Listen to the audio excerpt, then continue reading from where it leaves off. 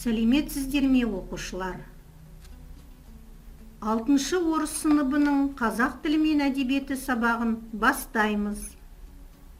Бүгінгі біздің тақырыбымыз Ғабит Мүсіреповтің «Қазақ солдаты» романы. Оқулықтың 126-шы бетін ашыңыздар.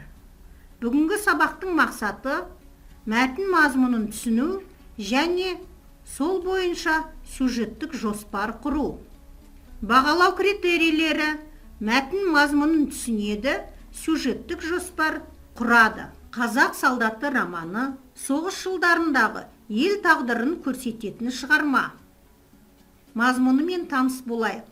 Қайырғали 10 жасқа толғанда, оның Айдынғали деген ағасы қалаға жұмыс іздеп кететін болды. Ол бұрын ауылдың сиырын бағатын.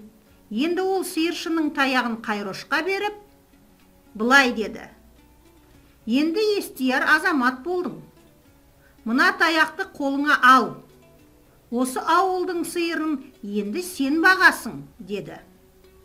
Сол күннен бастап Қайрош ауылдың бақташысы болды. Колхоз бастығы: «Бір бұзау жоғалса, 10 жыл сарайға қамаймын», деді. Бағып жүрген сиырлары күнде кешке аман-есен ауылға келеді.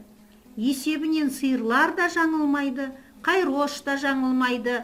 Тарғыл аласы 17, қызыл шыбары 13, қарасы 9, құбақаны 5 деген секілді түр-түрімен есептеліп қойылған.